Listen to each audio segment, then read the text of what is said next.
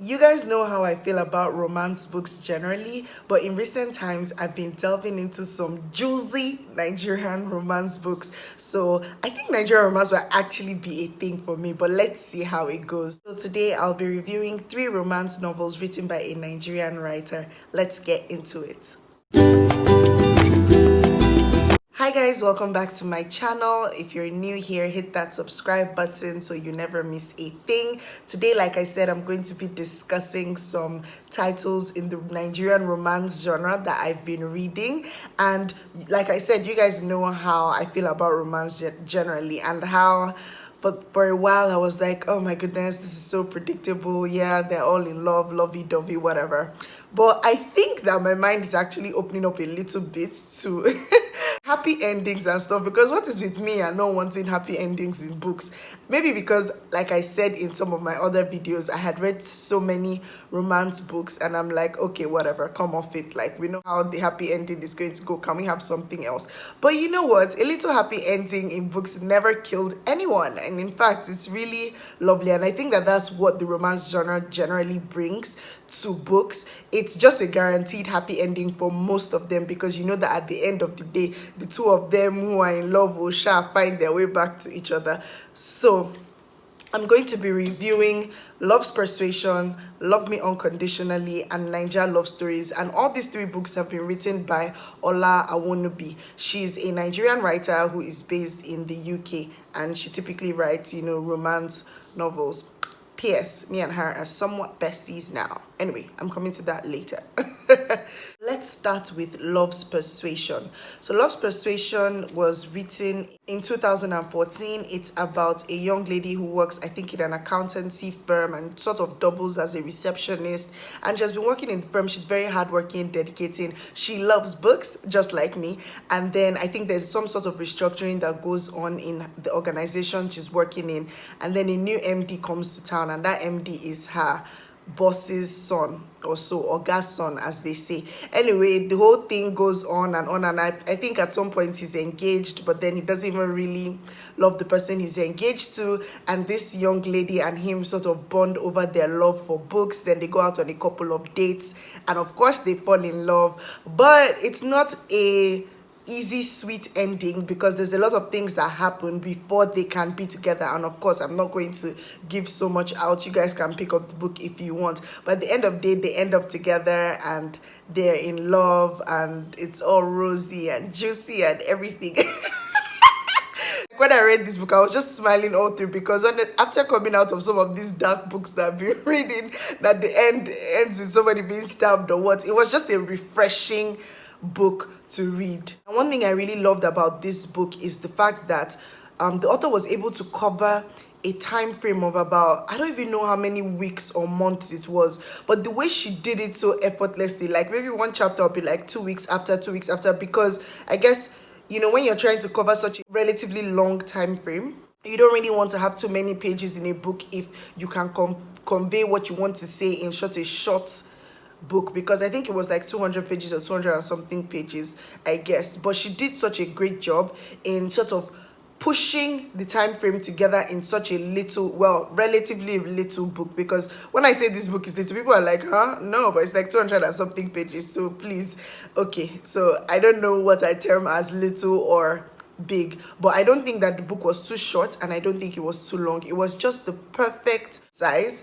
and I think that she did a great job in terms of the timeline. So you could follow their love story, and you knew that it wasn't one of those unrealistic, you meet somebody today, you fall in love with them tomorrow, and then you guys are married with kids 6 days later. It's like, what's going on here? How realistic is this? But one thing I loved about this story is that she kept it realistic as much as it was a love story, even in terms of the timeline, the time that they spent together, getting to know each other, and typically the way people who meet each other and sort of get into a relationship would go about it. So I really, really did love this book. I actually got a hard copy, which I have here. I got it from Roving Heights quite a while ago. So we have these nice little bite-sized romance books that are published by Ankara Press. So you guys can actually check them out if you're interested in something light and something that that will make you smile and just make you all up in your feelings and be like, oh God, when? That type of thing. It's just nice to escape into that once in a while. The next one I read is Love Me Unconditionally. This one was sent to me by the author, and I really enjoyed it for a number of reasons. One, because it was very realistic. Two, because it shined a light on what Nigerian women who are above 30, in fact 35 and above, go through when they're single and unmarried and in Nigeria. And you know, when I started reading this book, I just felt, now wow, this one, what's up with this girl's mother? Why is she so hammering on, when are you going to get married? When are you going to settle down? And I just remember that that's actually the reality of a lot of Nigerian mothers with their kids when it comes to marriage. And one always wonders, but why? And it ends up resulting in people rushing into marriages and then rushing out. And that's why we're having a rising rate of divorce in Nigeria, because a lot of people are really feeling the pressure, as much as some of the ladies in our generation are beginning to say, you know what, I'm not going to be pressured into marriage. A whole lot of us are still feeling pressured to getting into marriage. So this book is about a lady, Diola, who lives in the UK, and then she sort of has a bad experience with the person she has been dating for 4 years, who says he's not going to marry her if she doesn't have a baby. And she has a really nasty experience in their breakup, and she finds out that the guy was just a douchebag doing something by the side with someone else. So humiliating.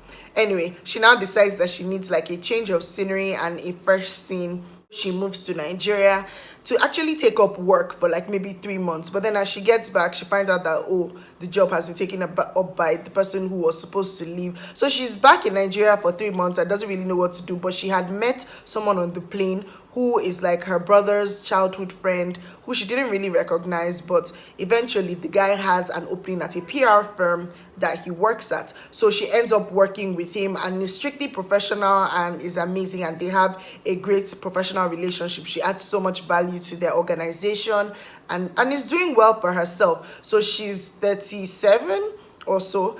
Of course, her mother keeps on disturbing her about when she's going to get married, when are you going to settle down. She'll give examples of the whole world and their children. Oh, this one has settled down. Oh, this one's kids came by. You know, it was just too much. Some women have actually been blackmailed by their mothers in Nigeria to get married to people just because, oh, my time is running out, I want to carry my grandchildren, I want to do this, I want to do that. So eventually she comes back to Nigeria, falls in love with the guy, and they sort of have a nice happy ending as well. When I finished reading this book, I then reached out to Ola, and we had a long chat on Facebook about just what women go through and Nigerian culture, and just how there's so much pressure. And she herself, she's actually single, but she looks really young. I was so surprised by her age. She even gave an advice for women generally, which I'm going to read out to you. Ola says, my advice to young women is to fulfill destiny and not dumb themselves down for anybody.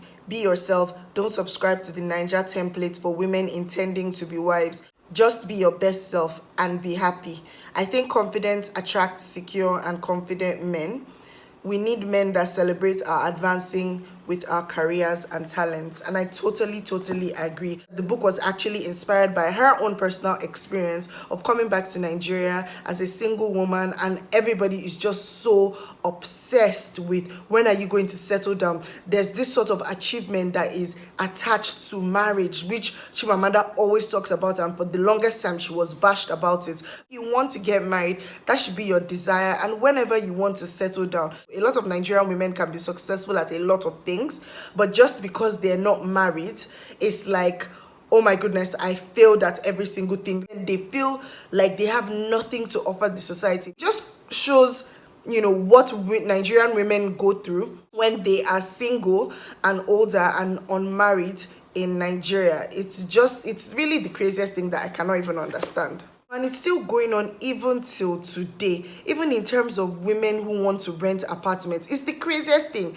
A landlord will look at you up and down. Oh, you're single, where's your husband? And you're like, I'm not married. They'll think that you're probably a commercial sex worker or something by the side, just because you're renting an apartment as a single woman. In fact, like I said in my rape culture video, a lot of women in Nigeria and even men are like, oh, why are you living on your own if you're single? Don't you know that you should go from your family house to your husband's house? So there's a lot of all of this pressure that is just in the Nigerian culture, which along the line it's actually reducing, but I mean, it's still very much here. Even in 2020, women are still going through this. Our own advice is, you know, young women and even older women who are waiting to get married or are hoping to get married, like, don't just dumb yourself down for anybody. Don't try to rush into something that you're not ready for. Don't try to, you know, appease anybody or please society, because when you get into that marriage, it's just you and your husband. All the people who came to your wedding, all the uncles and the aunties that were disturbing you,